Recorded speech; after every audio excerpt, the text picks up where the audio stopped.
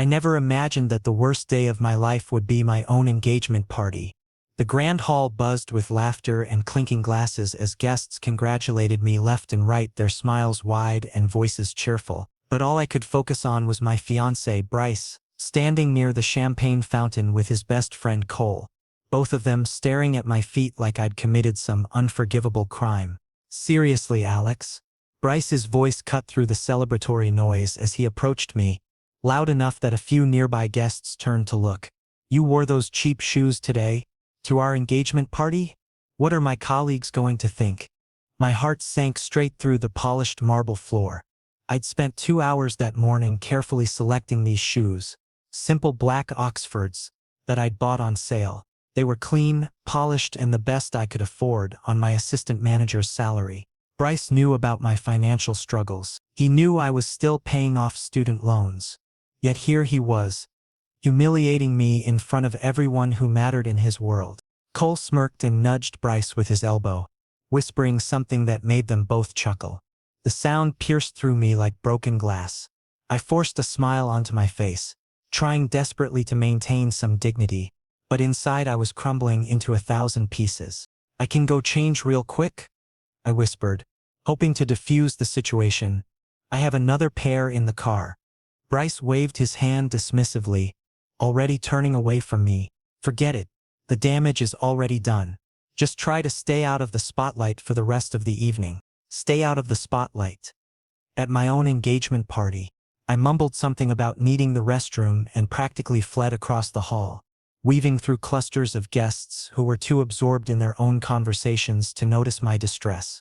My vision blurred as tears threatened to spill over. I couldn't cry here, not in front of all these people, not when Bryce would accuse me of being dramatic or oversensitive. The restroom was mercifully empty. I gripped the edge of the marble sink and stared at my reflection in the oversized mirror. Red-rimmed eyes, trembling lips, pale complexion that made me look sick. This was supposed to be one of the happiest days of my life. Yet I looked like I was attending a funeral. What kind of relationship was this? Bryce treated me like an accessory he could swap out when I didn't match his aesthetic. Not a partner, not an equal, just something to be displayed when I met his standards and hidden away when I didn't. But I loved him, didn't I? Or maybe I just told myself that because the alternative, admitting I'd wasted 3 years on someone who didn't respect me, was too painful to face. I splashed cold water on my face, trying to erase the evidence of my tears. The icy shock helped clear my head slightly.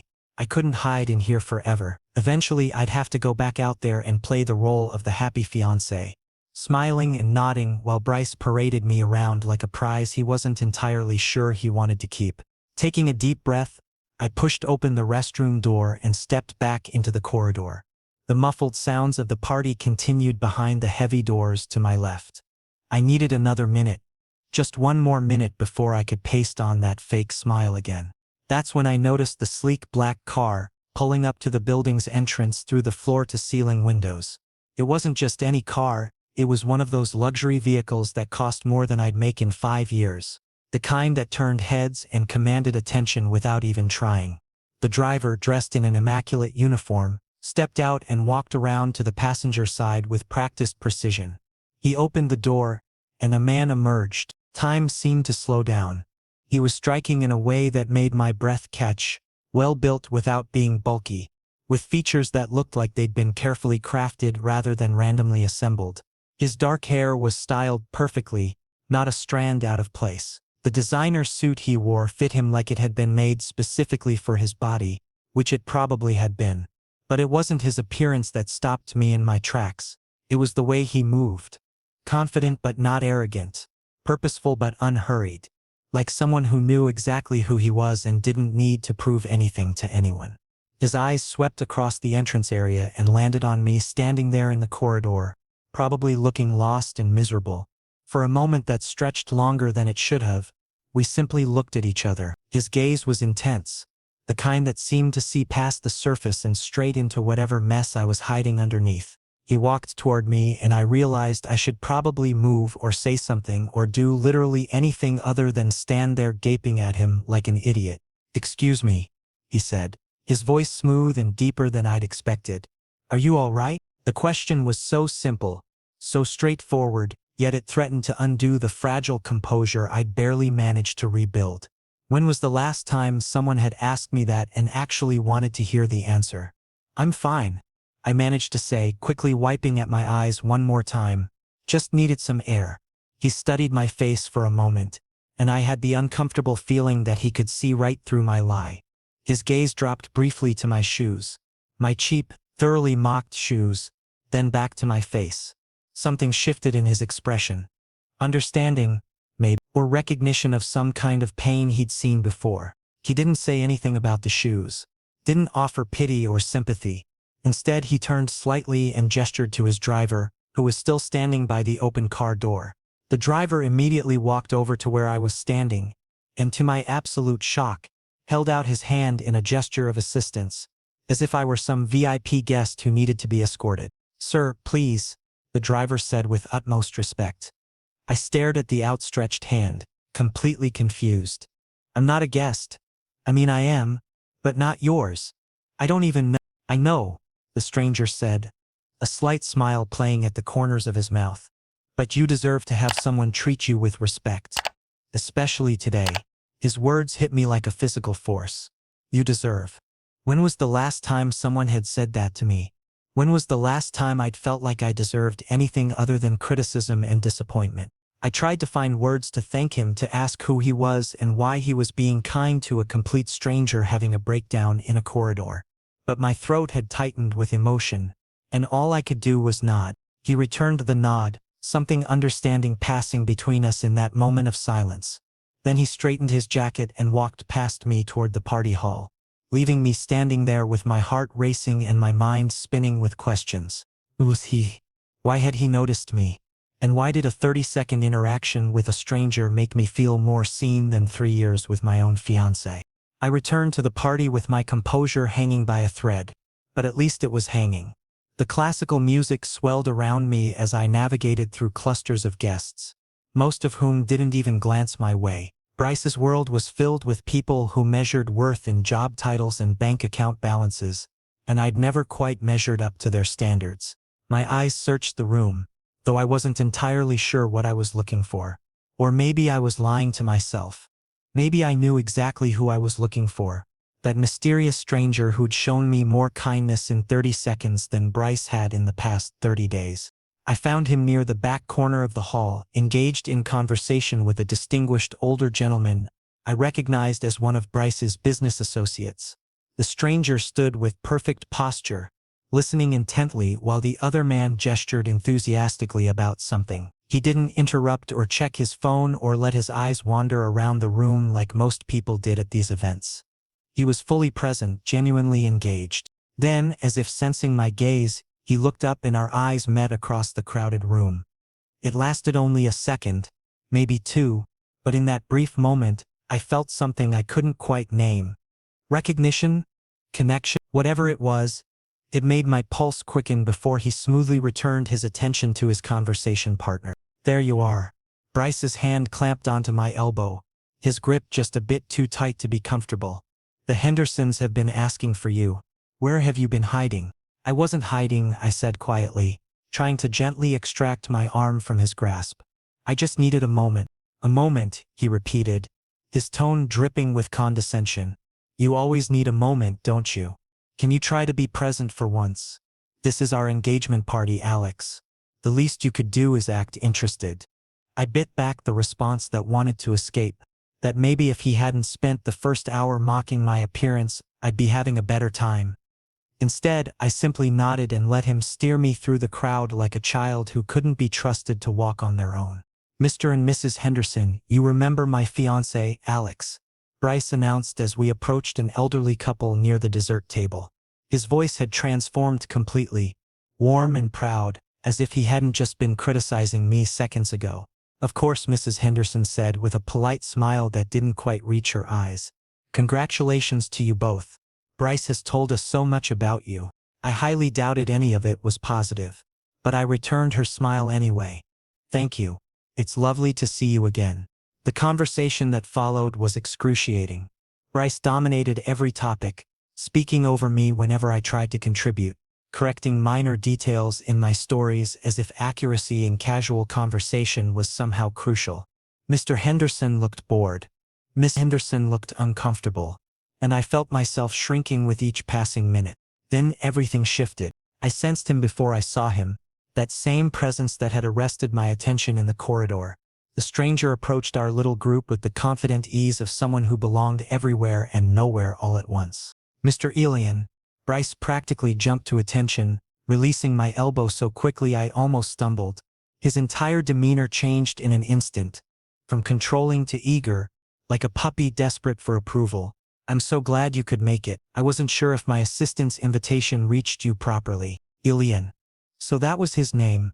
Your assistant was very thorough. Elian replied smoothly, shaking Bryce's offered hand. His voice carried an understated authority that made Bryce's enthusiasm seem almost desperate by comparison. Though I should clarify, I didn't come because of the invitation. Bryce's confident expression faltered slightly. Oh? Elian's gaze shifted to me and suddenly I felt like the only person in the room. I came to see Alex. The air seemed to evaporate from my lungs. What?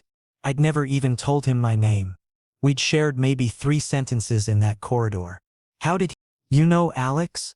Bryce's question came out sharper than he probably intended. Confusion and something that might have been jealousy coloring his tone. We've met before, Elian said with such casual certainty that even I almost believed him.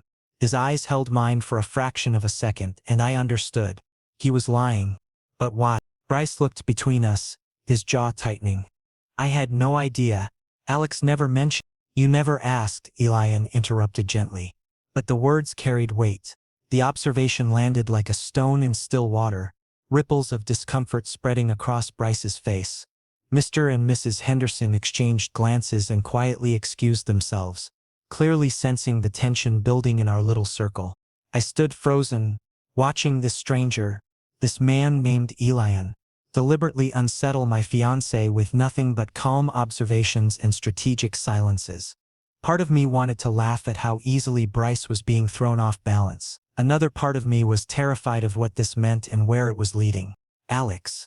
Elian said my name like it mattered. Like it was worth pronouncing carefully. Could I speak with you privately? There's something I'd like to discuss. It wasn't really a question, though he phrased it as one. It was an offer. A choice. And somehow, standing there between my controlling fiancé and this enigmatic stranger, I realized how rarely I was given actual choices. Bryce opened his mouth to object.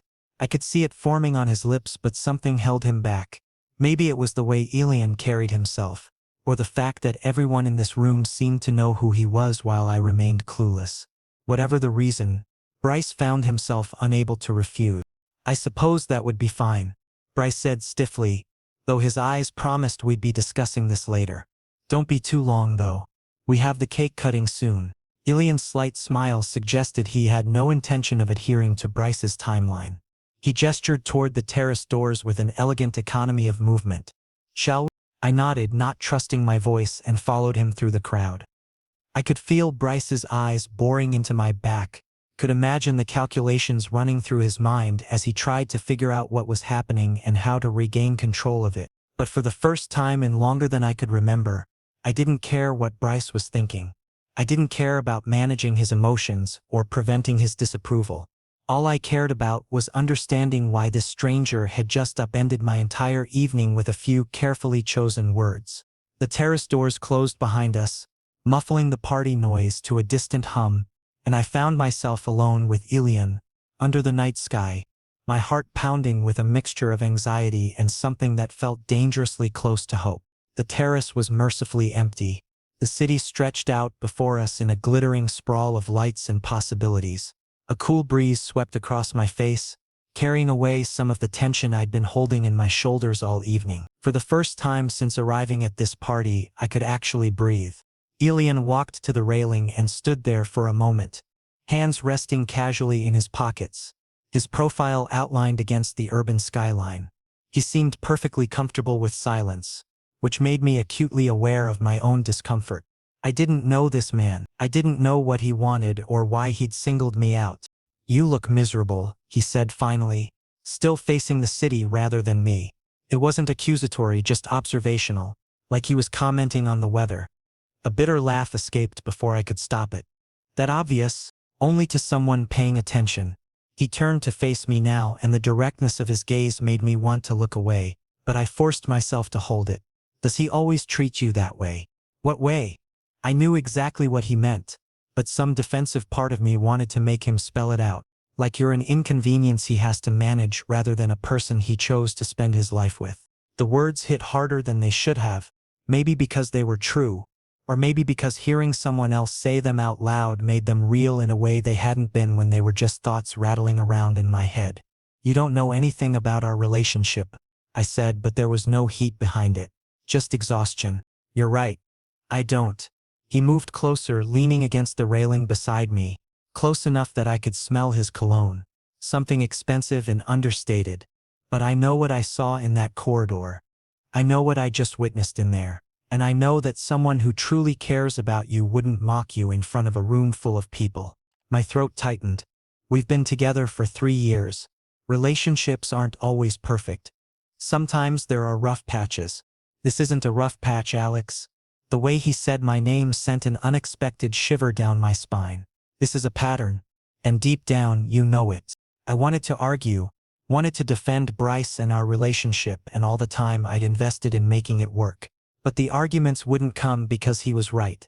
And we both knew it. Why do you care? The question came out harsher than I intended. You don't even know me. We met 20 minutes ago in a hallway. Why does any of this matter to you? Elian was quiet for a moment, considering his response. When he spoke, his voice was softer. Because I was in a relationship like that once. Different circumstances, but the same underlying dynamic. Someone who made me feel small so they could feel big. Someone who needed me to be less so they could be more. I looked at him, really looked at him. For the first time. This polished, confident man who seemed to command every room he entered. It was hard to imagine him being diminished by anyone. What happened? I asked. I left. He said it simply, like it was the most obvious thing in the world. Took me longer than it should have. But eventually I realized that being alone was better than being with someone who made me feel lonely. The truth in those words resonated somewhere deep in my chest. How many nights had I lain awake next to Bryce, feeling more isolated than I ever did when I was actually alone? My phone buzzed in my pocket. I pulled it out to see a text from Bryce. Where are you? You're embarrassing me. Get back here now.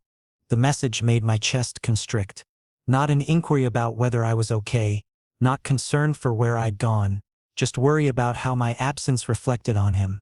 Let me guess, Elian said, reading my expression. He wants you back inside? I nodded, staring at the screen. Are you going to go?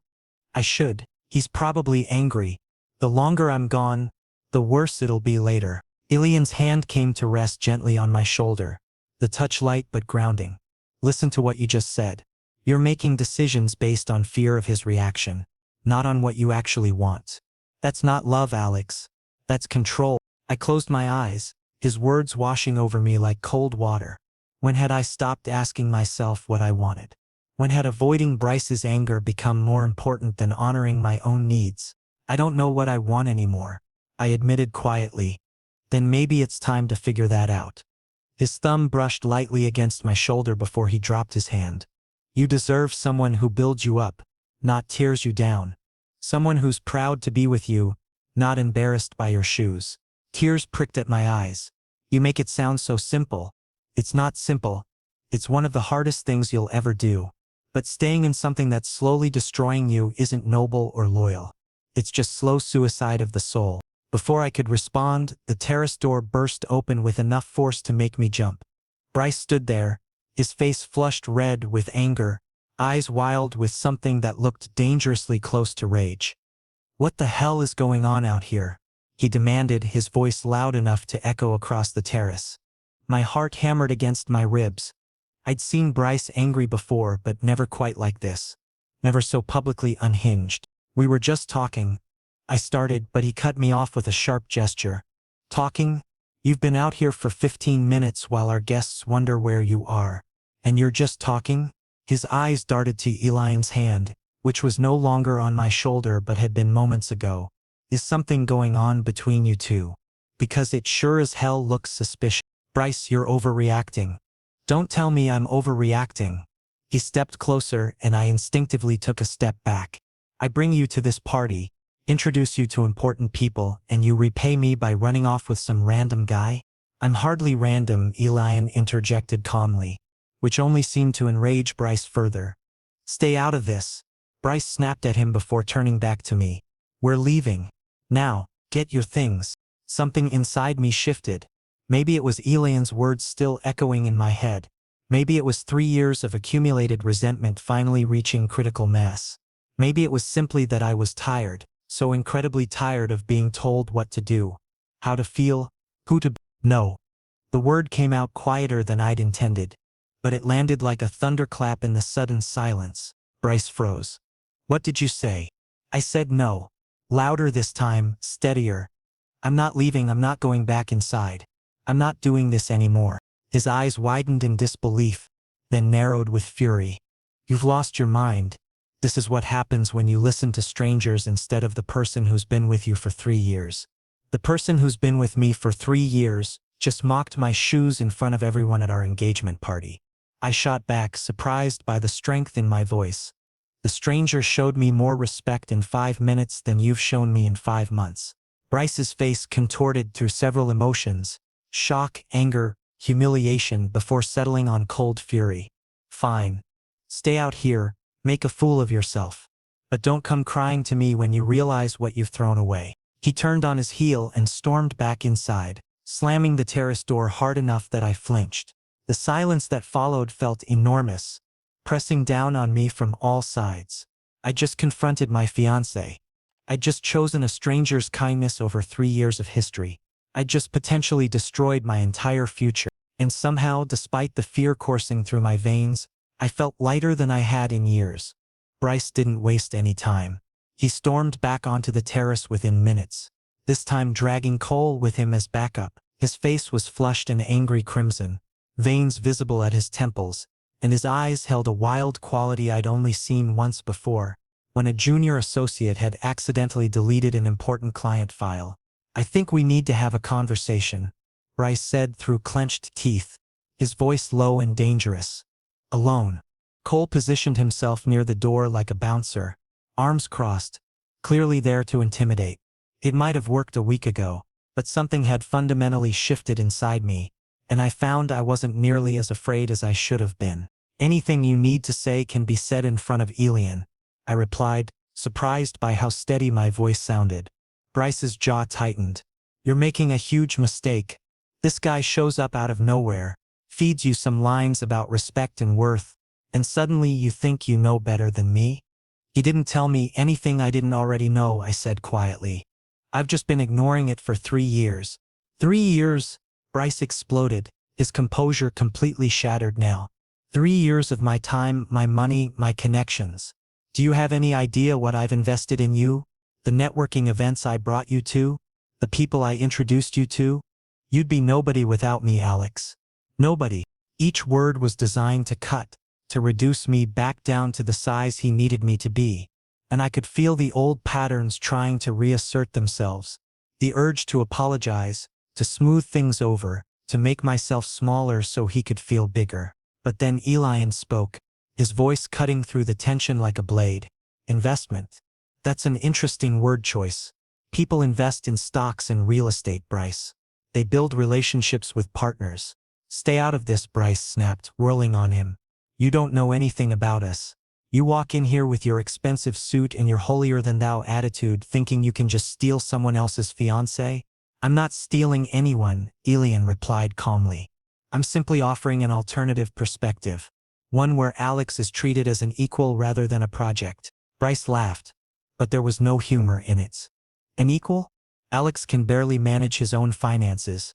He works a dead-end job with no prospects. Without my guidance, he'd be drowning in debt and bad decisions. The words stung even though I'd heard variations of them countless times. Bryce had a gift for finding the soft spots, the places where my insecurity lived, and pressing on them until I questioned my own worth. Is that really how you see me? I asked, my voice barely above a whisper. After all this time, Bryce's expression softened slightly, sensing perhaps that he'd gone too far. I'm being realistic. Someone has to be. You're too emotional, too naive. You need someone to help you navigate the world. I need a partner, not a parent, I said. And the clarity of that statement seemed to surprise both of us. Cole shifted uncomfortably by the door, clearly not expecting to witness this level of relationship implosion. He caught my eye and gave a small shrug that seemed to say, "Man, I tried to warn you he was wound tight tonight." "Fine," Bryce said, his tone shifting from angry to calculating. "You want to walk away? Go ahead. But think about what you're giving up. The apartment I helped you furnish, the car I co-signed for, the vacation we plan to Bali next month. The life I built for us. The life you built," I repeated slowly. "Not the life we built together." "Semantics?" Bryce waved his hand dismissively. "The point is, you'll be starting over from nothing. At 28, with no savings, no prospects, no plan. Is that really what you want?" He was trying to scare me, to paint a picture so bleak that staying with him seemed like the only logical choice. And part of me, the part that had spent 3 years learning to defer to his judgment, wanted to believe him. "Maybe starting from nothing is exactly what I need," I said. "Maybe I need to figure out who I am without someone telling me who I should be." Bryce's eyes narrowed. "This is ridiculous. You're throwing away everything over hurt feelings? Because I made one comment about your shoes?" "It's not about the shoes," I said, feeling tears prick at my eyes. "It's about the 1,000 little cuts. The way you correct me in front of people. The way you sigh when I share an idea. The way you make me feel like I'm constantly failing some test I didn't know I was taking." "That's called having standards," Bryce shot back. "That's called wanting better for you than you want for yourself." Elian, who had been quietly observing this entire exchange, finally stepped closer. "No, that's called control masquerading as care. There's a difference between supporting someone's growth and making them feel inadequate." Bryce turned on him with renewed fury. "And what exactly are you offering? A few kind words and suddenly you're the hero. You don't know Alex. You don't know his flaws, his weaknesses, all the ways he'll disappoint you." "Everyone has flaws," Elian said evenly. "The question is whether you see them as something to fix or something to accept while someone grows at their own pace." Bryce laughed bitterly. "How philosophical. Let's see how philosophical you are when he's borrowing money for rent or making another impulsive decision that needs cleaning up." "I'd rather deal with honest mistakes than calculated cruelty," Elian replied. The silence that followed was deafening. Cole coughed awkwardly and mumbled something about checking on the catering. Bryce stared at Elian with pure hatred, then turned that gaze on me. "Last chance, Alex," he said quietly. "Come back inside with me right now. We'll forget this happened. We'll move forward." I looked at him, really looked at him, and tried to see the person I'd fallen for 3 years ago. The charming young executive who'd seemed so confident and put together. But all I could see now was someone who needed me to stay small so he could feel large. Someone who loved the idea of being my savior more than he loved me as a person. "I can't," I said, and saying it out loud felt like stepping off a cliff. "I can't do this anymore." Bryce's face went through several emotions in rapid succession. Shock, pain, fury, and finally cold calculation. "You'll regret this. When reality hits and you realize what you've lost, don't come crying back to me." "I won't," I said with more certainty than I felt. He stared at me for another long moment, searching for any sign of weakness, any crack he could exploit. Finding none, he straightened his jacket and turned to leave. "By the way," he said without looking back, "the ring was my grandmother's. I'll need it back before you leave tonight." The ring. I'd almost forgotten I was wearing it. I pulled it off my finger. It came off easily, like it had been waiting for this moment, and held it out. Bryce snatched it from my palm without meeting my eyes and strode back inside, slamming the door hard enough to rattle the frame. I stood there, left hand feeling impossibly light, heart pounding, barely breathing. I just ended my engagement. I just walked away from 3 years and a future I'd been planning. Everything I thought I knew about my life had just disintegrated. Elian's hand found my shoulder again, grounding me before the panic could fully set in. "Breathe," he said softly. "Just breathe." I did, pulling air into my lungs in shaky gasps. "What did I just do?" "Something incredibly brave," he replied, "and incredibly necessary." The next 48 hours passed in a blur of emotions I couldn't quite name. I'd left the engagement party early, catching a ride home from a sympathetic coworker who'd witnessed some of the terrace drama. My phone had started buzzing before I even made it to my apartment. Bryce calling, texting, leaving voicemails that ranged from apologetic to accusatory to borderline threatening. I turned it off after the first dozen messages and sat in the dark of my studio apartments, staring at the ceiling and trying to process what I'd done. The apartment felt different somehow. Smaller. Emptier. Or maybe I was just seeing it clearly for the first time. Seeing how much of the furniture, the decorations, even the dishes in the kitchen had been chosen by Bryce. "You need better taste," he'd said while shopping for curtains. "Let me handle the aesthetic decisions." I'd let him handle so much. When had I stopped having opinions about my own life? Tuesday morning brought an unexpected knock on my door.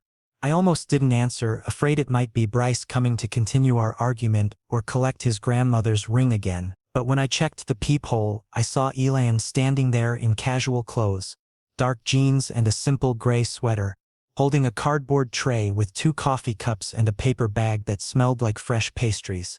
"How did you know where I live?" I asked as I opened the door, too tired to be properly concerned about the stalker implications. "You mentioned it was near the 23rd Street subway station," he said with a slight smile. "There are only 3 apartment buildings that fit. I got lucky on the second try. I should have been creeped out." Instead, I felt oddly touched that he'd bothered. That's either very dedicated or mildly concerning. "Let's go with dedicated," he suggested, holding up the coffee. "May I come in?"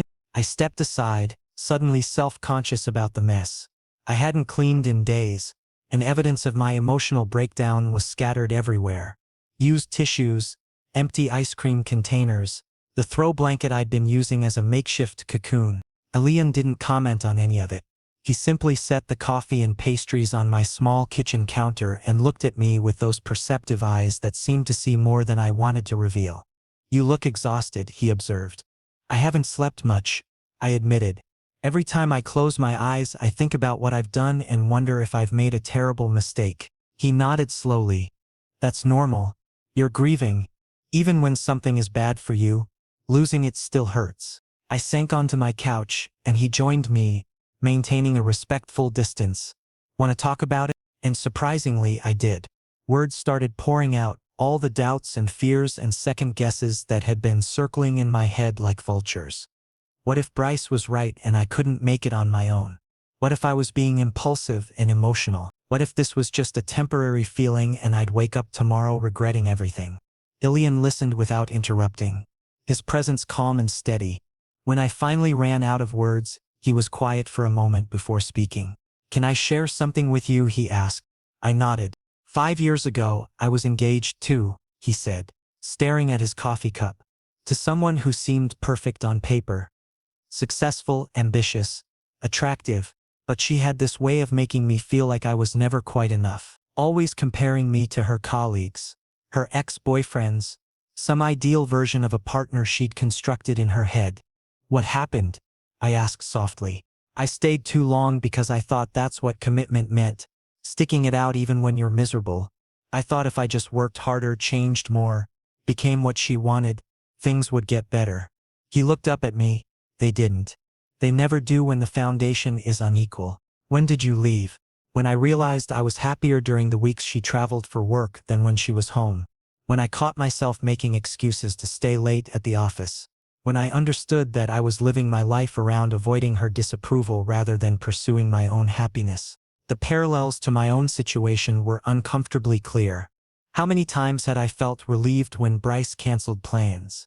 How often had I edited my words, my clothes, my very personality to avoid his criticism? "Does it get easier?" I asked.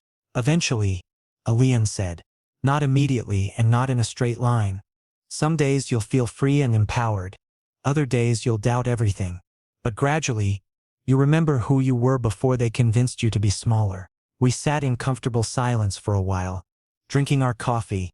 The pastry bag sat untouched between us, but the gesture itself was what mattered. Someone showing up, checking in, caring whether I was okay. "Can I ask you something?" I said finally. "Anything. Why are you doing this? We barely know each other. You could have just walked away after the party, never thought about me again." Elian considered the question carefully. because I remember what it felt like to be where you are, and because nobody showed up for me when I needed it. I had to figure everything out alone, and it was so much harder than it needed to be. So this is paying it forward?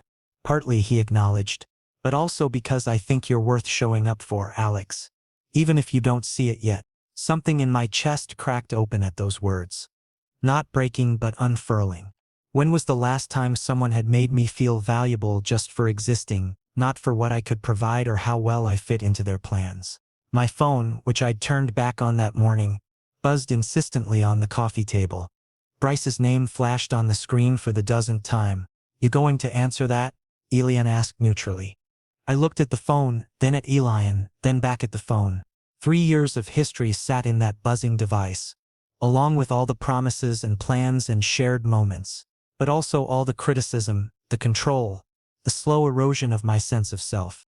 I reached over and declined the call, then opened my settings and blocked the number. The finality of it made my hands shake. But underneath the fear was something else, something that felt suspiciously like relief. I just blocked my ex-fiancé, I said, testing out how the words sounded. How does that feel? Terrifying, I admitted. But also right. Elian smiled. That's progress. We spent the rest of the afternoon talking about everything and nothing. His work in venture capital, my unfulfilling job in office management, favorite movies, childhood memories, dreams we'd put on hold. He made me laugh, which I didn't think was possible given my current state. And more importantly, he listened like my words actually mattered. When he finally stood to leave, the apartment felt less empty than it had when he'd arrived. Thank you, I said at the door. For checking on me, for the coffee, for everything. Can I check on you again? He asked. Tomorrow, maybe? Make sure you're eating actual food and not just surviving on ice cream and self-recrimination? I laughed despite myself. I'd like that. After he left, I looked around my apartment with new eyes. Yes, Bryce had picked out most of the furniture, but it was my name on the lease. My books on the shelves. My life to rebuild however I wanted. For the first time in days, I felt something other than fear. I felt possibility. 1 week after the engagement party, I sat across from Elian at a small cafe I'd never been to before. One he'd suggested, far enough from my usual haunts that I wouldn't risk running into anyone from Bryce's social circle. The morning sun streamed through the windows and the smell of fresh bread made my stomach growl, reminding me I'd actually developed an appetite again. You're different, Elian observed, watching me over the rim of his cup. Lighter somehow. I considered that. I deleted all my social media yesterday. Well, not deleted. Deactivated. But it felt like deleting. Bryce had been posting vague things about betrayal and lessons learned. His friends kept messaging me asking what happened. How did you respond? I didn't. I just removed myself from the whole ecosystem. I bit into my croissants, savoring the buttery layers. Is that cowardly? It's self-preservation, Elian corrected gently. You don't owe anyone an explanation for choosing yourself. The cafe was busy with the mid-morning crowd. Freelancers on laptops, elderly couples sharing newspapers, a mother trying to coax her toddler into eating oatmeal. Normal people living normal lives, unaware that my entire world had restructured itself in the span of 7 days. I've been thinking, I said slowly, about what comes next.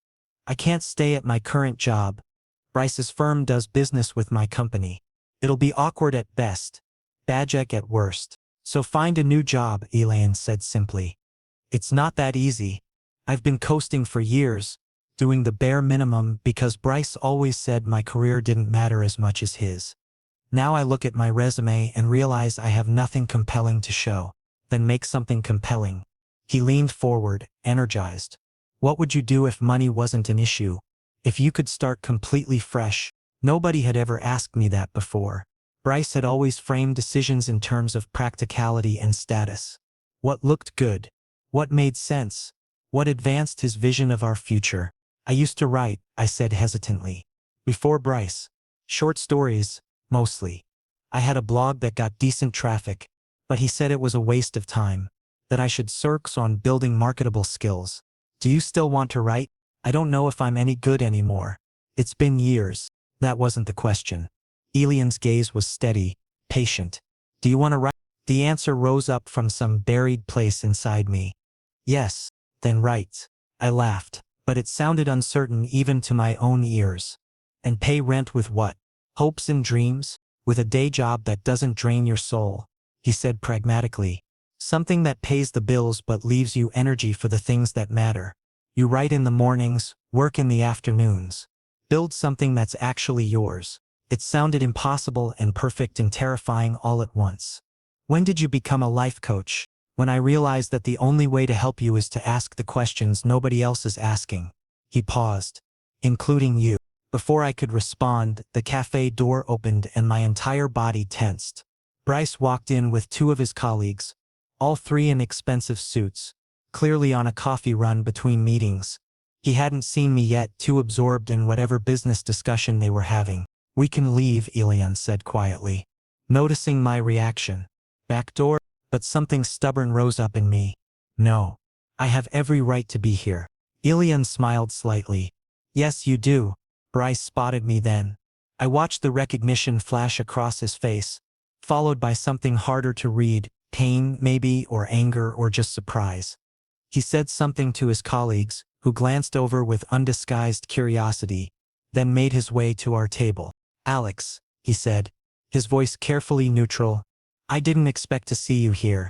It's a public cafe, I replied, matching his tone. His eyes flicked to Elian, then back to me. Up close, I could see he looked tired. Shadows under his eyes, jaw tight with tension. Part of me wanted to feel guilty for causing that, but a larger part remembered all the times he'd made me feel exactly this uncomfortable and thought nothing of it. Can we talk? Bryce asked. Privately? Anything you need to say you can say here, I said, echoing my words from the terrace. He bristled slightly but controlled it. Fine. I wanted to apologize. The things I said at the party were out of line. I was angry and embarrassed, and I lashed out. It was probably the closest thing to a genuine apology I'd ever gotten from him. A week ago, it might have been enough to make me reconsider everything. I appreciate that, I said carefully. But it doesn't change anything. Because of him, Bryce jerked his chin toward Elian. Because of me, I corrected. Because I finally realized I deserved better than how you treated me. Bryce flinched like I'd slapped him. One bad day and you throw away 3 years? It wasn't one bad day, Bryce. It was 1,000 small moments where you made me feel insignificant. The party was just when I finally stopped pretending not to notice. He stood there, struggling visibly with some emotion I couldn't name. Finally he said, I did love you, you know. In my way. I know, I said softly, but your way hurt too much. He nodded once, sharp and final, then walked back to his colleagues, without another word. I watched him leave and felt something release in my chest. Not quite closure, but close enough. You okay? Elian asked. Yeah, I said, surprised to find it was true. I really am. We finished our coffee in companionable silence. When Elian reached across the table and took my hand, the gesture felt natural rather than presumptuous. His thumb traced slow circles on my palm, and I let myself enjoy the simple comfort of being touched with kindness. What are you thinking? He asked. That a week ago, my life was completely different. I was engaged, planning a wedding, following a path someone else had laid out for me. Now I'm sitting here with you and I have no idea what happens next. And somehow that feels okay. More than okay, I hope. I looked at him, really looked at him. This man who'd shown up at exactly the right moment. Who'd challenged me to want more. Who'd stuck around through the messy aftermath, without asking for anything in return. Can I take you to dinner? I asked impulsively, like an actual date. Elian's smile was warm and genuine. I'd love that, even though I'm a complete mess with no clear direction. Especially because you're figuring things out. Those are the most interesting people, the ones brave enough to start over. We left the cafe together, and for the first time in longer than I could remember, the future felt like mine to shape. Scary, uncertain, full of possibility, but mine. And maybe, just maybe, there was room in that future for someone who saw my potential instead of my limitations. Someone who encouraged my growth instead of stunting it. I didn't know where this path led, but I was finally ready to find out.